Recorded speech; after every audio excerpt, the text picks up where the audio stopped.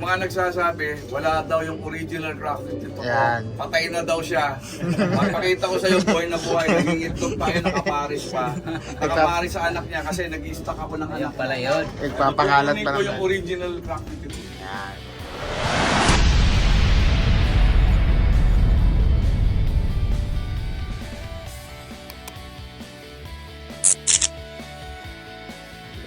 So ayan, welcome back mga kalapatids. Nandito tayo ngayon sa sa loft ni Sir Ledons. So ito si Sir Ledons, region puncher siya dito sa sa Silang Cavite, mga kababayan natin. Tapos first time na cafe First racing pigeon ka. Yun. So ayun. Dito tayo sa loob. Pasok tayo sa loob. Wala natin. So, pasensya lang kayo guys, may event kaya hindi tayo pwede masyadong maingay. Pero, kaya papakita natin yung mga ibon natin ngayon kasi nag-aano na tayo ng mga ibon natin para sa One Loaf Race, ESM, RMC, OLR at saka sa Thailand Masters. Ito yung mga selection ng mga breeders natin. Okay. So, unang ipapakita ko sa inyo, okay, nagpapahinga si Triple Crown. Okay, pero ito, meron tayong lahi ng Triple Crown. Kumuha tayo ng bagong Triple Crown kay Jaime Lim. Kasi yung unang Triple Crown nakuha ko, off color yon. Pero ito, wild type. Tapos, ito yung mataas ang dugo ng Triple Crown. Okay, so papahawa ko sa inyo na yan. Parehas Triple Crown to, lalaki at babae. Magpupuro tayo ng Triple Crown. So yung mga nagtatanong, ano ba yung lahi ng Triple Crown? Ang baseline ng Triple Crown ay Van Broek DD line na nakakross sa Crack 52 na may dugong Johnson Hopkins. Okay? Kaya sa tinawag na Triple Crown, 3 consecutive na lap, siya ang lap champion. Kaya sa tinawag na Triple Crown. So, ito ang mataas na dugo ng Triple Crown. Yan, paawa ko. Tignan mo, itong may lapis. Direct from Jaime Lim yan. Nakita nyo, buong-buo talaga yung ibon. Shoutout kay Miguel, yung lokman ni Jaime Lim at yung boss Jaime Lim. Ang labad, oh. Yan. Ito sir mismo yung ng Triple Crown. Hindi yan yung magulang, yan yung bagong kuha ko. Kasi nung nakita ko may potential ng Triple Crown, kumuha ko na mas mataas ang tubo. Yung nanay ng Triple Crown ko, off-color racing pigeon. Ito wild type na siya. Henry yan. Kak yan, kak. Ano ba, ganda vibration, no? Pinuha ko talaga yung mas mataas ang dugo kasi nung nakita kong Triple Crown na kumakana sa akin, tinawagan ko agad si Boss Jaime at saka si Miguel, yung lokman ni Boss, pagtabi mo ako ng mataas na dugo ng Triple Crown. So eto, pinuha natin yung Triple. Kita nyo naman ang katawan. So ilang percent ka? Diba? At nasubukan na natin sa race. Diba? Subok na. Last bird standing ng Lidon, Triple Crown. Lahat yata ng mga Lahat na magagaling na inline yata ko. kinukuha mo sir ah. Oo, kaya kinabalik pa talaga. Hindi, ito guys, para lang magtataka sila. Bakit si Lidon ang daming linyata? Di, ang hirap pa ikutin yan. Guys, i-explain ko lang sa inyo. We're the first racing pigeon cafe. Sa isang cafe, hindi pwedeng isang flavor lang. Tama. Di ba?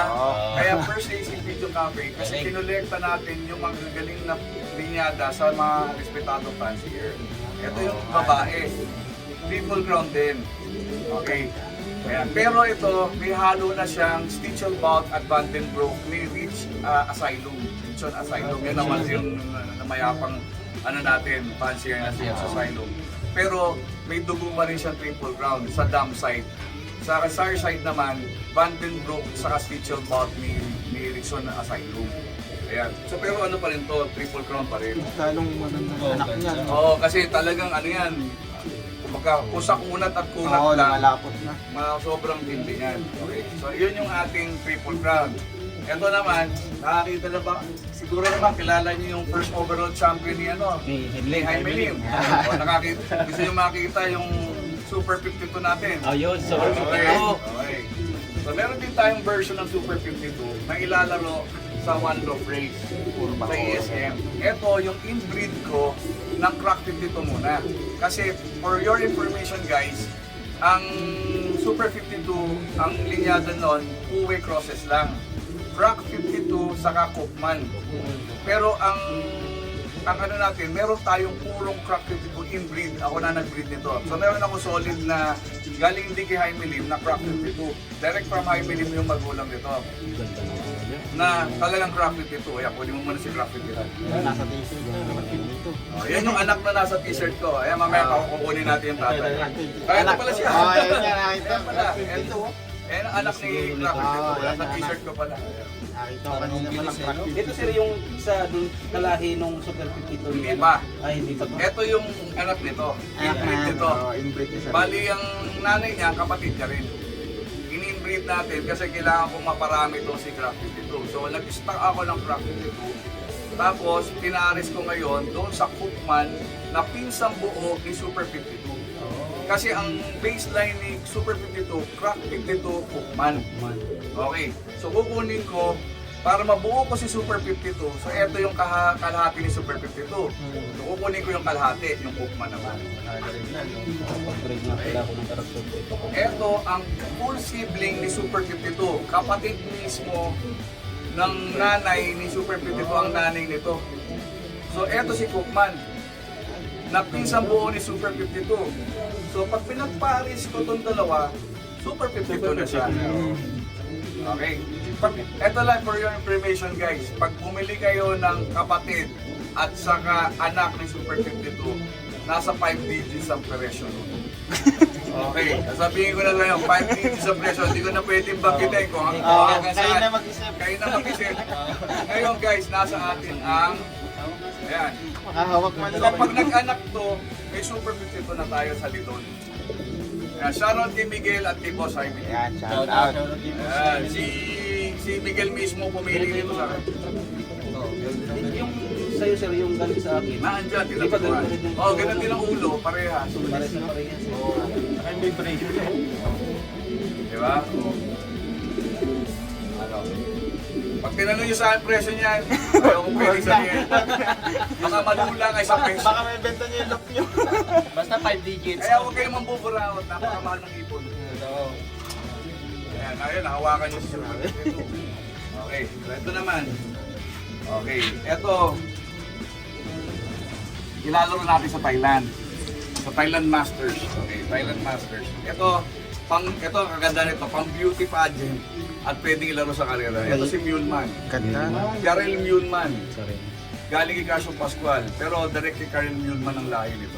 Okay, ito ngayon guys, kapatid ng pooling winner sa EBL. Ang magulang nito, 500 miles finisher sa Europe. Okay, so talagang pwedeng ilaro sa karera. Pero nakita nyo naman, rare off-color racing pigeons. Anong tawag sa ganyang kulay, sir? Red Tiger Grizzly. Red Tiger Grizzly. Ayan. Okay. Pero, nung nilaban namin sa show, ito ang pinakamayabang. Ginugulpi niya yung mga kasama niya sa kulungan. Tapos sabi ko, Yan ba yung sir yung nag-third place? oo. Yan ba yun? Yan yun? Actually, nung sumali ako sa show, wala akong young bird ko lahat lugon. Kinuha ko lahat ng pinigan ko. Kasi gusto ko magkaroon ng pre-gift bird. So, kinuha ko ngayon to. Tapos sabi ko, ang yapang-yapang itong ibon nito. Tapos nung nilagay na sa cage, ang yabang niya. Ganun-ganun pa siya. Sabi ko, parang mananalo to. Pag nakita ko, hinawakan ng judges, ang tagal, hinawakan. Sabi ko dun sa kay Prince Fabian, yung nag-a-assist sa akin. Parang mananalo tayo. Oo, nakukursa na daan. Nakakuha, nakachamba. First time natin sumali sa show, nanalo tayo 3 place. So maganda sa off-color racing pigeon guys, pwede kayong manalo sa show, pwede kayong manalo sa karera. Kaya sumali kayo sa genetics. Okay. Ngayon, ito guys, para lang ma-tour ko kayo, yung kapares niya ngayon, okay, shoutout kay John Carucho, nagpasuksok tayo ng Alphonse Calaas at Mike Ganus. Yung Mike Ganus na to, galing sa nilaro sa Thailand Masters. So, ito is Mike Ganus, Alphonse Calaas. Two-way crosses lang. Yan. Laki. Basta mga... Pang Thailand kasi yan. Winner na Saka makikita mo yung lapad ng ginto ng ano. Ito ang mga ibon na pang Thailand. Kaya guys, hindi kayo pwedeng maglaro basta-basta ng local sa Thailand kasi iba ang ibon doon, ibang ibon dito sa atin. Iba yung klima din dun. kailangan sir, ang ilalaro mo rin doon, Imported din. Kaya mapasin nyo, ibang laro ko, ilalaro ko sa Thailand, iba nilalaro ko sa... Kaya siguro yung mga imported dito sa Pilipinas pag Hinahaluan. Klik-klik. Pagpuro Nakita mo yung aking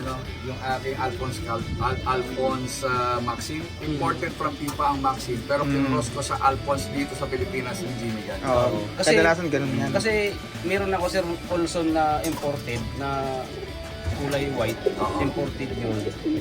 Ang nililipan niya hanggang middle distance lang siya, pero mayroon Kasi nga, siyang mabibilis sila masyado. may bilis talaga ang lipan niya. Maniniwala ka, yung ibon ni Carson Pascual na sa Victoria Falls, umalo ng 1.4 to 1.8 yung speed sa Victoria Falls. Kasi nga, wala naman itong lambat, wala naman siya climate na kagaya sa atin.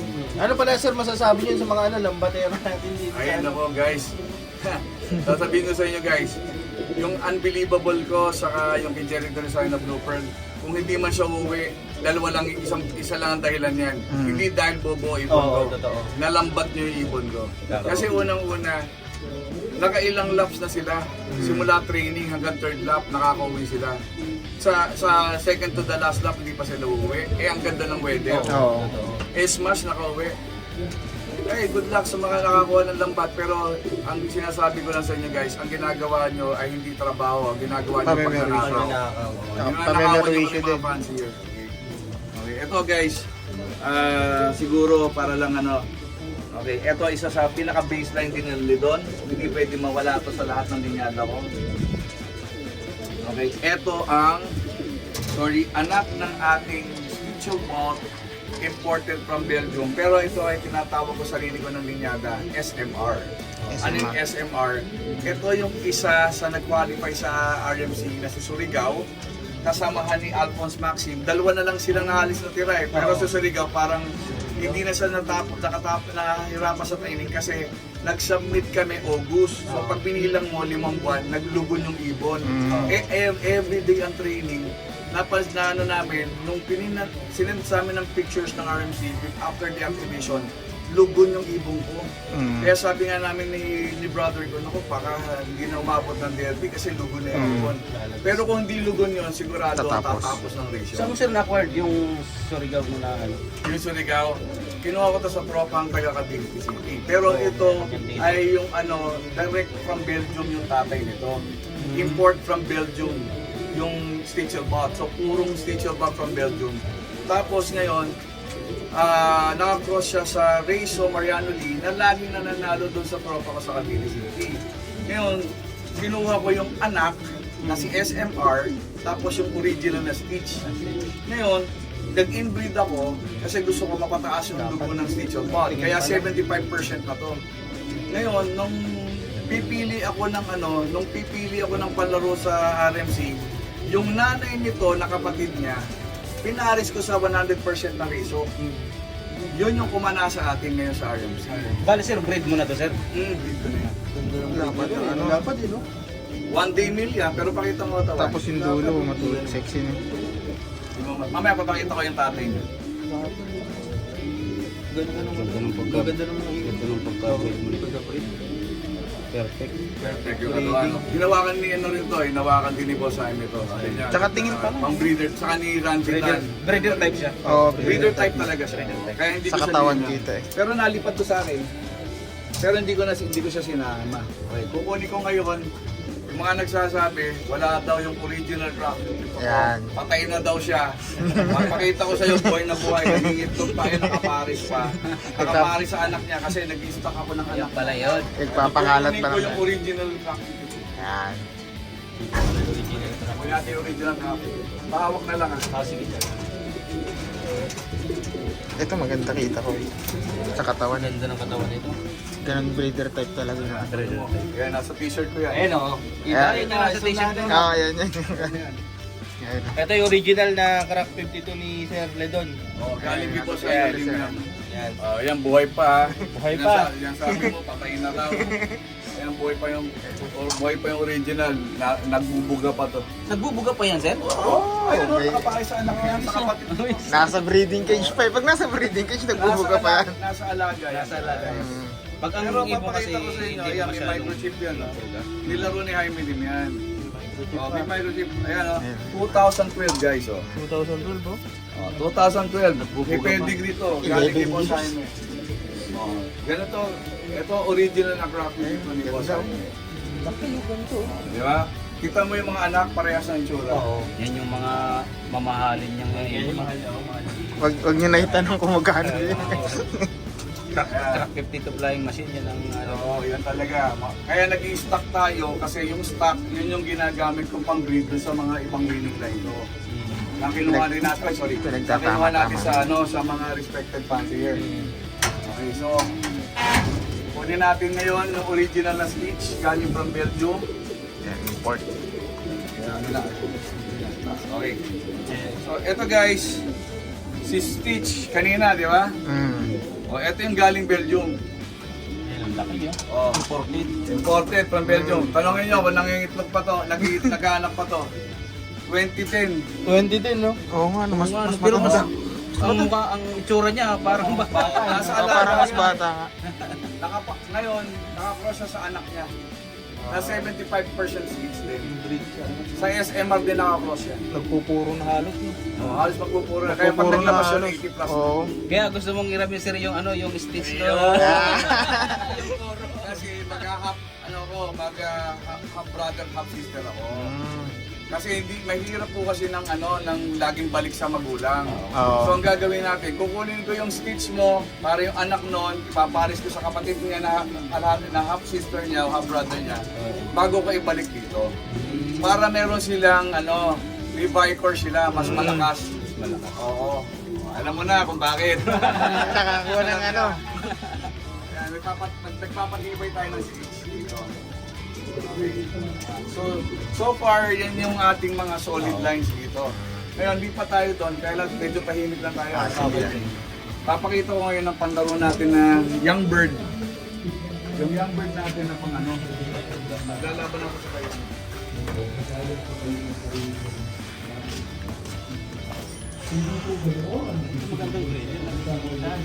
Dun. Kaya naarawan din dun eh. Kaya dito nakaharap. Nakahawak na ba kayo ng US Bird galing kay Eric Madrigal? Medyo tahimik lang tayo ha. Eric Madrigal, Bernasa, galing sa US. Ito ang ibon mo. May Ayan, Eric Madrigal, champion fancier sa US. Oo, napapanood ko. Dun ka ba? US Bird yan. Akala ko maliit na ibon, pero ang laki ng katawan. Sa itsura maliit, no? Ito nakakita one day meal. TV lang pero Nasa sistema yun. laki ng balikat. At lahat halos ng ibon niya dito, no? Parang brasuhan. Mga quality bird lang naman. Sa balikat. Yan, ito ang nestmate. May ito mas maganda to. Tapos sexy yung dulo. Hindi ko pwede mo nang i-mention yung hen yan. Yeah. Pero ang nanay nito ay first place sa US. First place. Ito mas matindi. Kaya pala eh. Naka-ace doon kay Bird. Mabilis itong mga ibon na to. Lalaro natin sa Thailand. Mabilis itong mga ibon. Mga speed ng mga to. Kaya hindi natin pwede daw sa mga lambatero kasi malalambat agad. Yun nga. Pantayland to, Pantayland. Ilang lahat yan? Dami. Okay, gusto nyo makuha yung kukunin natin yung anak ni Muleman. Okay, ito pag nakawakan mo to, parang ayaw mo na kumawak na ibang tipo. Ganda pa pula. Ang nanay nito, non-chok finisher sa Thailand, kaya Likitan Karucho. Puro imported. Nilaro sa Thailand. Ang nanay, tapos ang tatay, si Muleman, huling winner. Yan yung Pag nahawakan mo to, hindi ka nahawak na ibang tipo. Dahil mo katawan. Oh. Bata pa. Bata pa yan. ano na, ang katawan niya ay pang kumbaga sa tao binata na. Ano katawan? Sulit. Makita niyo ang katawan. One day meal. Yan o, one day meal yan o. Pero makita nyo, apple body agad. One Thailand natin. Thailand mga... Ang nanay nito sir yung Wala dyan. wala dyan. Nasa taas. Kasi binarake ko na eh. Ngayon nakapalis ngayon sa Maygan. Yung blue bar. Oo, Grabe pero yung ang apple nanay bud. niyan, brown bar. Pero naglabas sila ng indigo, yung mga iba kulay. Kaya nga off color, pero pang karera. Diba? So, isipin mo sa genetics, yung mga off color natin, nililipat sa one to place. Diba? Ganda rin ang tubo Hindi siya na. wild type. Pwede siya sa show, pwede siya sa one. Oh, ito. Kunin ko yung Nesmith. Ganda rin ng Nesmith. Hindi, sige ako lang. Gusto mo Hindi, mawak hindi. Ito Nesmith. Nakikinig ako na eh. Indigo. Oo nga. Labas ang indigo. Of color din, no? Red color. Oh, rare color. Rare yan. Ganito yung mga gusto kong, mga bago kong balahin. Ay, yung sinend mo kanina sa ano? Gusto kong ilaro sa... Yung mga inakikid mo medyo ganyan Dapat ano. genetics na. Sa genetics din. Oh. Ayan. Sa mga ano, sasali ng genetics. Yan. Magre-release ng ano, 500 ulit na ano si Sir Jendy. Pingseng, oh. Sing-sing. Magkano yun, sir? 60 pesos lang. Kita mo? Babalitaan lang kami, sir. Makakuha kami ng... Ito medyo pumayat ito kasi ano, nandito kasi yung pamparapol ko, naghahati-hati sila sa pagkain, anim sila. Pinali ko. OLR yun, sir, yung genetics na yun. Oo, ito. Ito yung ano, ito yung nilalaro ni Casio Pascual sa Victoria Falls, anak nito, yung Sonia Van der Meulen, yung kapatid nito yung pinarapol ko. Oh, yun. Small size siya. Ito mga ganitong gusto. Ganda hipon. Yes, young bird pa lang, di ba? Yan, genetics band yan guys. So, pakikita ko sa Ayan inyo. yung sing-sing na ano. Yan, genetics band. Ilalaro natin sa RMC. Oo nga, no? Ganda nung sing-sing. Kailan ang umpisa ng race nito, sir? April ang submission. Kaya kasabay yung kare- OLR. ang karera niyan, ang start ng training niyan around November. Oh, ang start ng training, activation niyan December. Pwede ba Abot pa. Ang last submission is August. Ako meron ako mga nakasala. Pero huwag niyo akong gayahin na nagsabit ako ng August. Kasi naglugod yung ibon ko, kaya naubos yung natitirang apat. Kahit matibay ibon nyo, kailangan talaga fully molted sila. Oo, Ganda, tama. mas maaga sila mag-ano. Ang submission ko suggestion May, April, Ah. May. Para sa tayo mga May. Abot pa. Kahit April. Ayan. March pa lang ay, no? Sana din. Ay, kaya maganda yung kumatawa kasi nga ano eh, na ano sa pagkain. Pero ganun din, malaro ko to sa genetics. Ayan, ito yung mga young birds na. Itong nasa baba, sir, pang ano palaro. Ito, pang ano ko rin to. Pero hinihintay ko muna siya matapos ang dugon kasi nga baka ilaro ko na lang to sa old birds sa south. Kasi ito, Benito Goke, tutubilay. Eh, medyo may ganun kang ano. Kalaging Goke. Pero ang original kasi natutubi ni Sir Benito Goke, may mga puti-puti. Oo, pencil, kaya lang meron din siyang blue bar. Ayan. Pero ito, hindi siya purong Goke. Ito ay cross sa New Freddy imported line galing kay Casio Pascual. Ito yung lahi nito, yung nilaro namin sa Black Gold sa US na nag-finisher sa Black Gold, yung kapatid. Kinukos ko sa 2-2B line ni Goke. Ayan. New Freddy cross 2-2B line. Nag-finisher yung lahi nito sa Black Gold. Sa US yun, ha? Dapat no? Naglulugon lang.